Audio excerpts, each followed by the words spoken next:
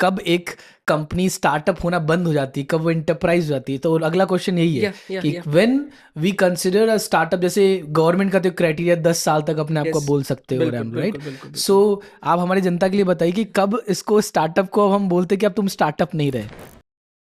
सी मुझे भी लगता है कि ये वाला क्वेश्चन ना 2 डिकेड बाद और रेलेवेंट होगा। बट क्या है, अभी इंडिया के अंदर जो जो मोस्ट सक्सेसफुल स्टार्टअप्स जो हम जानते हैं, वो ही मैक्सिमम 15, 16, 17 साल पुराने हैं।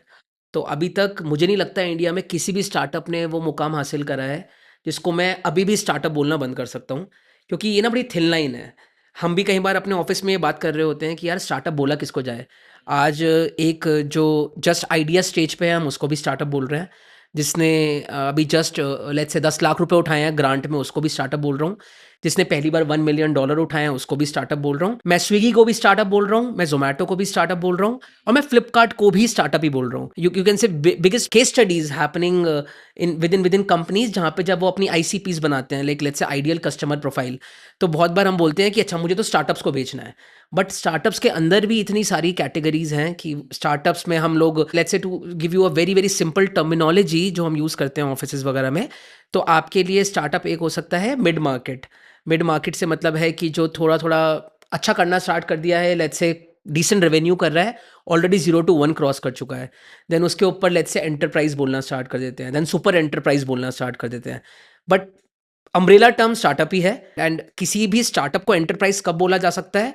मुझे लगता है इंडिया में मैं अगर किसी स्टार्टअप को एक्चुअली एंटरप्राइज थोड़ा थोड़ा बोलना चाहूँगा, probably I will pick MakeMyTrip, I will pick नौकरी।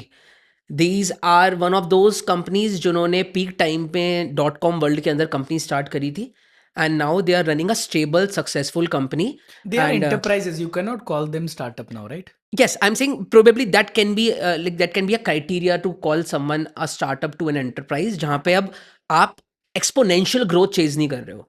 सो क्या है स्टार्टअप, मैंने कॉमन ऑब्जर्वेशन देखी है कि जनरली मैं किसी भी कंपनी को स्टार्टअप तब तक बोलता हूँ जब तक आप ना ये बोल रहे हो मुझे हर साल 15 से 20% ग्रो करना है।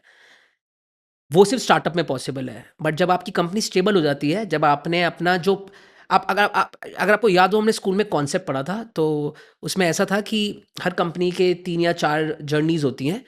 तो एक कंपनी स्टार्ट होती है, देन एक कंपनी ग्रोथ फेज़ में जाती है, देन एक company like super growth phase में जाती है, देन कंपनी की ग्रोथ फ्लैट हो जाती है, फिर एंड देन डिक्लाइन डिक्लाइन हो जाती डिक्लाइन है। होती है, तो साइकिल होता है मैं पूरा। मेरे लिए enterprise is when your growth almost gets flat.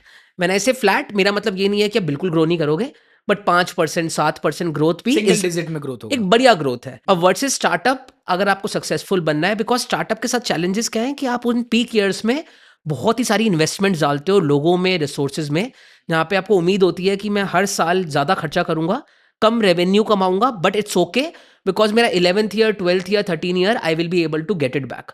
हमारे पास जोमेटो का एग्जाम्पल है। जोमेटो ने मल्टी ईयर लॉसेस करे, लेकिन now once they have set themselves as a company, as almost like an enterprise, I would say they are about to reach there. अब वो अपना वापस से they have started earning back all the investments. So it's a cycle, it's a process. You will start as a startup, you will continue to be a startup. I will not define it by number of years, but the goals you are chasing, I would say, business का गोल, जो आपका जो minimum goals है वो आपने achieve नहीं करे हैं। आपको अपने प्रोडक्ट के लिए परफेक्ट प्लेसमेंट्स नहीं मिली हैं, और आपके लिए super abnormal growth is important to survive. तब तक तो आप स्टार्टअप ही कहलाओगे। जिस दिन आपने मार्केट में एक ऐसा ऐसा स्पेस एक्वायर कर लिया है जो आप कर चुके हो, और अब बहुत कम चांसेस हैं कि आपको कोई उस जगह से हटा पाएगा। Book my show for example, very very well और प्लेस्ड, जरोदा। और जेरोदा।